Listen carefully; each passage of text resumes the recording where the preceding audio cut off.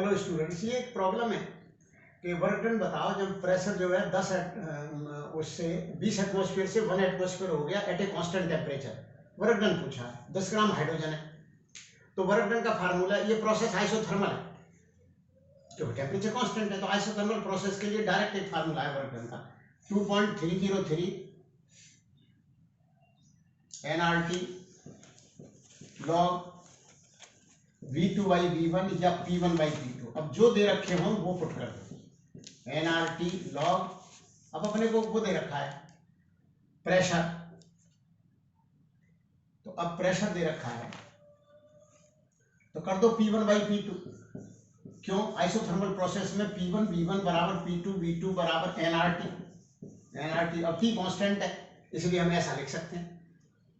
वैसे P1 V1 बटे T हमेशा, PV बटे T हमेशा कांस्टेंट होता है किसी सिस्टम के लिए।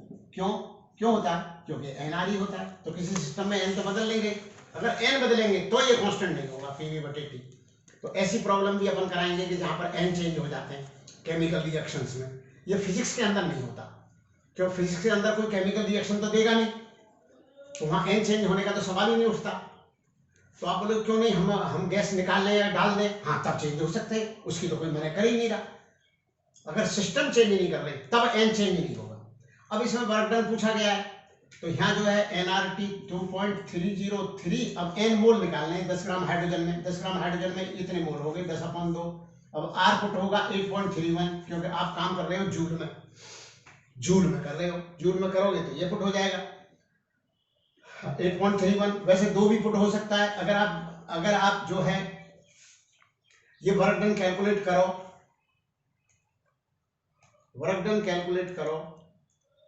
कैलोरी में, तो 2 पुट कर दो, क्योंकि कैलोरी में जे जो W बराबर जो JH होता है, दिस इज दी, ये जो है work done is proportional to heat, तो ये जूल्स लॉ है। तो वर्क, क्योंकि व्हेनेवर वर्क इज डन तो हीट प्रोड्यूस होती है, तो जो हीट प्रोड्यूस होती है वो प्रोपोर्शनल टू वर्क होती है। तो हीट बराबर KW, इधर 1/K हो जाएगा, 1/K का नाम J रख दिया गया था, तो W बराबर JH। मोर हीट रिक्वायर्ड है, you have to do more work. जैसे अब ये है, हाथ गर्म हो गए तो हीट प्रोड्यूस हो गई, क्योंकि वर्क हुआ against friction, and that work is converted into the heat. तो heat and work are related by this relation, and J का एक जूल्स कांस्टेंट कहलाता है। इसकी होती है वैल्यू 4.18 जूल पर कैलोरी। कैलोरी यूनिट हीट की है और जूल यूनिट वर्क की है। तो वर्क और हीट दोनों ही एनर्जी हैं। जे तो इसलिए बोला गया क्योंकि इसको जूल में लेंगे और इसको कैलोरी में लेंगे, तब एक ये कन्वर्जन फैक्टर आ गया था 4.18, क्योंकि 4.18 जूल करने पर 1 कैलोरी हीट प्रोड्यूस हुई थी। ये एक्सपेरिमेंट हो चुके हैं कुछ। कितने से? 4.18 जूल से कितनी कैलोरी हीट प्रोड्यूस हुई थी? 1 कैलोरी। तो ये कन्वर्जन का फार्मूला है। अब लॉग क्या है? P1/P2, तो 20 से 1 तो 20 हो गया। अब टू द बेस 10 है ये एक्चुअल में, तो ये आप जानते ही हो कि ये जो वैल्यू क्या होगी, log 20 टू द बेस 10। अब कोई कहता है हमें ये भी नहीं आता, तो फिर मैं ये कहता हूँ कि ये भी नहीं आता ना, तो IIT JEE जाना जरूरी है क्या? चलो ठीक है, आगे ये तू उतारता ना, पहले बोल दूँ। हाँ हेलो, ये थर्मोकेमिस्ट्री पे बड़ी इंपॉर्टेंट क्वेश्चन है। आप इसमें इंपॉर्टेंट क्वेश्चन क्या है कि जो बेंजीन है, तो बेंजीन ने ऑक्सीजन से रिएक्शन करके कार्बन डाइऑक्साइड और पानी बन गया। कंबशन हो रहा है किसका? बेंजीन का। बेंजीन लिक्विड फॉर्म में, पानी बना वो लिक्विड ही है, तो इसकी एंथैल्पी दे रखी है। अब हमको इस सवाल को समझने के लिए थोड़ा सा एंथैल्पी को समझना होगा। एंथैल्पी की डेफिनेशन है हीट एंथैल्पी की E+PV। तो इसके चेंज की क्या डेफिनेशन होगी? डेल्टा H बराबर डेल्टा E और प्लस डेल्टा ऑफ PV। तो इसमें स्टूडेंट जनरली गलती ये करते हैं कि हमेशा डेल्टा PV को कभी याद कर लेंगे कि डेल्टा NGRT है, तो ऐसा नहीं है। आप जो प्रोसेस है उसके ऊपर डिपेंड करेगा डेल्टा PV, उसके ऊपर डिपेंड करे प्रोसेस जो हो, कि वेदर कांस्टेंट वॉल्यूम प्रोसेस है या कांस्टेंट टेम्परेचर प्रोसेस है या मोल बदल रहे हैं, उसके ऊपर डिपेंड करेगा। ठीक है, तो इन चीजों को बस इतना ही याद करो जो डेफिनेशन है, क्यों डेफिनेशन तो नामकरण संस्कार है, वो तो याद करना ही होता है। बाद बाकी आप कंसेप्ट समझो जिससे कि आप प्रॉब्लम सॉल्व कर सको। ठीक है भाई। अब इसने पूछा कि heat of reaction at constant volume, तो आपको थोड़ा सा फर्स्ट लॉ ऑफ थर्मोडायनेमिक्स पे जाना पड़ेगा। फर्स्ट लॉ ऑफ थर्मोडायनेमिक्स कहता है कि हीट चेंज इन, मतलब जो हीट सप्लाई हुई या हीट सिस्टम से आई वो बराबर होती है change in energy minus work done. तो माइनस वर्क डन लिखते हैं अपन केमिस्ट्री में, और फिजिक्स वाले लिखेंगे उसको प्लस वर्क डन। फिर आप कहोगे कि ऐसे क्यों लिख देते हैं फिजिक्स वाले और केमिस्ट्री वाले, दोनों ने साइन कन्वेंशन अलग मान रखे हैं। फिजिक्स वाले ने ये मान रखा है कि work done by system is positive, मतलब एक्सपेंसिव पॉजिटिव लेते हैं, वो इसको नेगेटिव लेते हैं, इसलिए वो साइन। लेकिन अल्टीमेटली ये माइनस डी डब्ल्यू हो या प्लस डी डब्ल्यू हो, फाइनली वो वर्क डन पी डेल्टा भी है, क्योंकि work done F D X होता है। फिजिक्स से समझो, एफ डी एक्स होता है, एफ पी ए होता है, तो पी ए डी एक्स होता है, A D X D V होता है, एरिया गुणा डिस्प्लेसमेंट वॉल्यूम होता है, तो A D X is change in volume, इसलिए work done P D V होता है। तो ये वर्क डन लिखेंगे। अब हमसे इसने ये पूछा कि कांस्टेंट वॉल्यूम प्रोसेस के लिए हीट बताओ, मतलब डेल्टा क्यू पूछा। ठीक है, पर एक बात और, पहले जो पूछा है मैं उसको समझा दूं। यहां पर डेल्टा क्यू डेल्टा ई के बराबर आएगा कांस्टेंट वॉल्यूम प्रोसेस में, क्योंकि कांस्टेंट वॉल्यूम प्रोसेस में वॉल्यूम चेंज नहीं हो रहा, चाहे उसको कुछ भी करना पड़े, चाहे मोल ज्यादा बन गए या कम बन गए, वो बर्तन को क्लोज रख रहा है, कंटेनर क्लोज है, उसका वॉल्यूम नहीं चेंज होने दे रहा।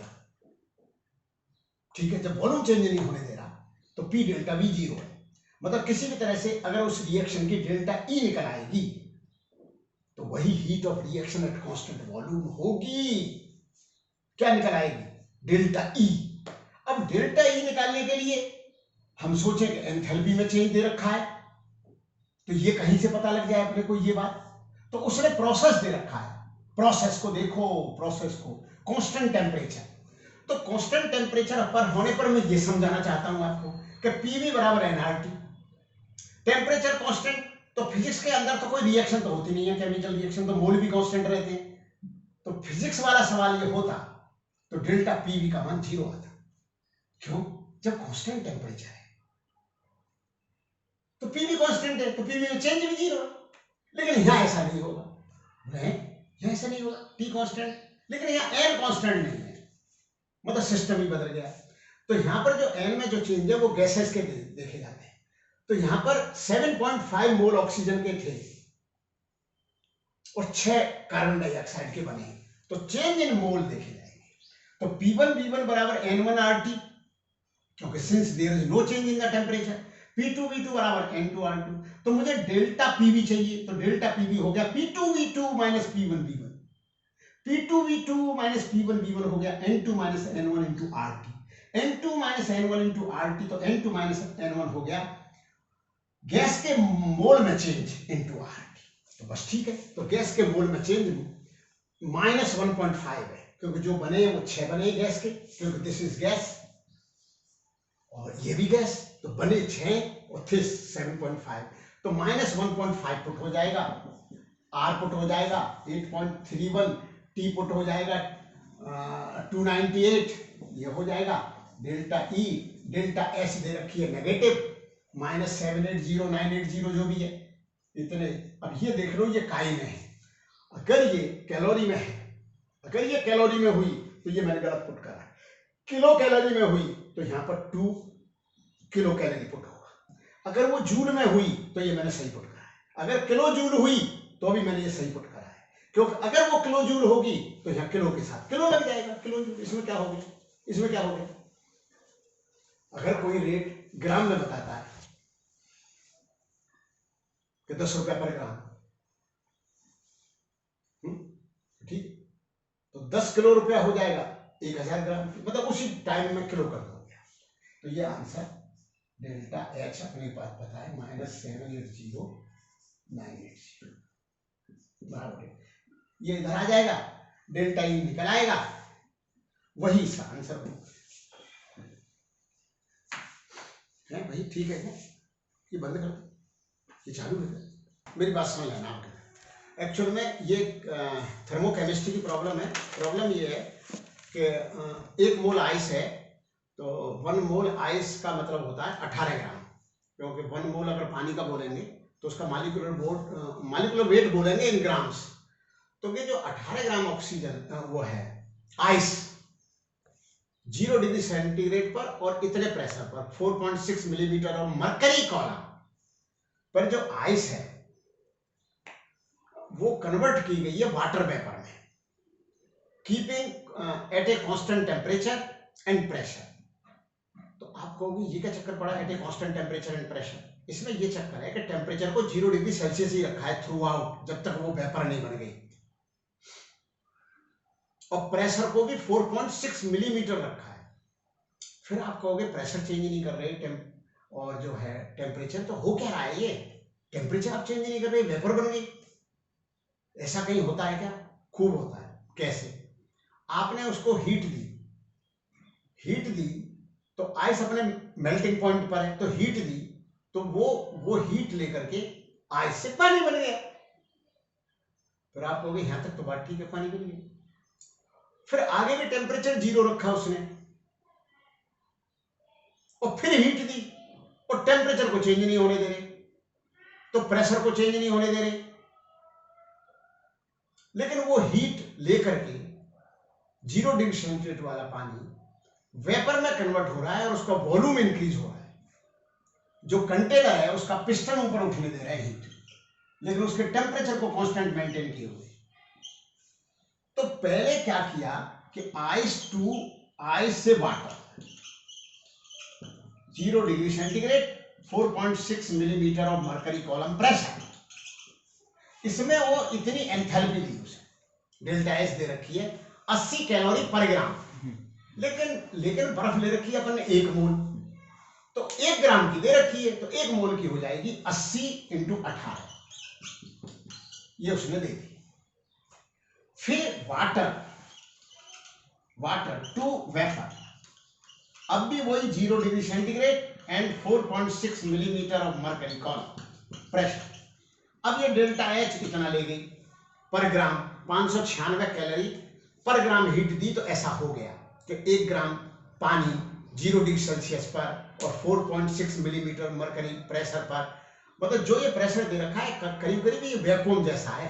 4.6 मिलीमीटर कुछ भी नहीं होता, एक एटमॉस्फेयर जो होता है वो 760 मिलीमीटर ऑफ मरकरी कॉलम होता है, 760। तो ये जो है बहुत ही कम प्रेशर है, तो वो चीज जो है कम प्रेशर पर जो पानी के जो मॉलिक्यूल्स हैं वो वेपोराइज हो रहे हैं, हीट दे रहे हैं, वो वेपोराइज हो रहे हैं। तब डेल्टा एच इतना आता है 18 या 596 × 18, क्योंकि 1 ग्राम मोल की बात चल रही है। 1 ग्राम मोल का मतलब 18 ग्राम आइस या 18 ग्राम पानी या 18 ग्राम वेपर, तो इतना हो गया। इसने पूछा है कि delta H and delta E बताओ इफ ये डेल्टा एच इतने इन 2 प्रोसेस, तो क्या बताओ delta H and find delta H and delta E. तो ये डेल्टा एच तो है ही, तो टोटल डेल्टा एच पूछे तो इन दोनों को जोड़ दो, ये हीट एंथैल्पी तो दे रखी, इनको जोड़ दो, डेल्टा एच आ गया। अब रही कि टोटल डेल्टा ई पूछा है, तो अपने को ये आना चाहिए कि एच बराबर होता क्या है, ई प्लस पी। तो डेल्टा एच क्या होता है, delta of E plus P. तो अलग अलग इनका चेंज कर दो, delta E plus delta PV, delta PV. अगर डेल्टा एच, तो अब पहला प्रोसेस देखते हैं अपन, आइस से वाटर बनना। इसमें एक बात लास्ट में लिख रखी है कि आइस का वॉल्यूम और पानी का वॉल्यूम करीब करीब सेम है, कोई खास फर्क नहीं, तो वॉल्यूम तो चेंज हुआ नहीं, प्रेशर पहले से ही कांस्टेंट है। तो डेल्टा पीवी क्या आता, P2V2 minus P1V1, P2 P1 के बराबर, V2 V1 के बराबर, तो ये चीज ही हो। तो फर्स्ट प्रोसेस के लिए जो डेल्टा एच है वही डेल्टा ई है, मतलब फर्स्ट प्रोसेस के लिए डेल्टा एच क्या था, 80 × 18 मल्टीप्लाई आप कर सकते हो। तो अगर अपन भी मल्टीप्लाई करें तो ये 1440 कैलोरी आए, तो ये फर्स्ट प्रोसेस की आ गई डेल्टा ई। अब उसने पूछिए टोटल डेल्टा ई, तो अब सेकंड प्रोसेस की लिख देते। तो सेकंड प्रोसेस में भी वही कि डेल्टा एच बराबर delta E plus delta of PV.